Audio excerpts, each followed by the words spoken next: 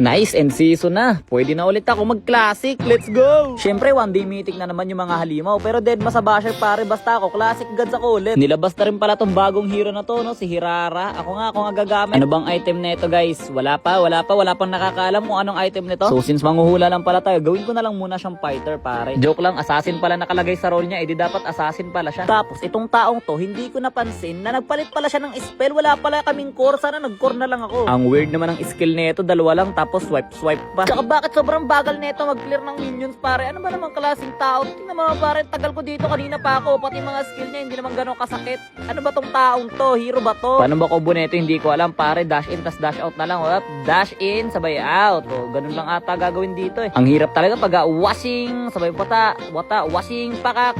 Yun ba yun? Yun ba yung combo niya pare? Pero sa totoo lang pare, nakukulangan talaga ako sa damage niya. Naka-assassin emblem na ako, tas Hunter Strike pa item ko. Pero tingnan mo naman yung damage, nangingiliti yarn. Pinagbigyan na nga maghirara, di pa ayusin emblem. Aba malay ko ba sa hero na to? First time ko gamitin. Dapat ba sa unang tingin, alam ko na kaagad kung paano gamitin yung hero? Eh, assassin yung nakalagay sa role niya. Natural, gagawin ko muna ang assassin emblem kasi hindi ko naman alam kung paano gamitin tong taong to. Tingnan mo, nagkakalituan kami, parehas kami nakahirara. Kaso nga lang, dumating na si Christian. Wala na, kanya-kanya na. Buong game, ang ingay-ingay ng Ruby na to. Kala mo naman kung sinong hirara main. Eh, ikaw nga, tumingin ka sa kaliwat kanan mo bago ka tumawid simula ngayon ha. Tapos ng second game pare, ginawa ko naman yung sinabi niya. Core assassin daw kasi dapat ito eh. Parang hindi naman, ang bagal naman nito kumuha ng farm. Tapos nakilala pa ako ng kalaban, kaya syempre ano pa nga ba, target lock na naman. O kaya papalit-palit ako ng pangalan eh. Ayoko na, tama na, kanya-kanya na to, bahala na kayo dyan. Ano ba tong hero na to pare? Tingnan mo, low health na lang yan, hindi pa kayang i-burst. Grabe naman tong hero na to, ayoko na. Hirap na nga ako pag-aralan yung hero pare, hirap pa ako maglaro kasi tinatarget lang ako ng kalaban, mga papansin talaga to. Feeling ko masakit lang tong hero na to kapag alam mo kung paano gamitin. Manunood nga muna ako ng mga hirara tutorial ng mga tao dyan sa TikTok. Tingnan natin kung ano ba nagagawa ng hero na to. Default.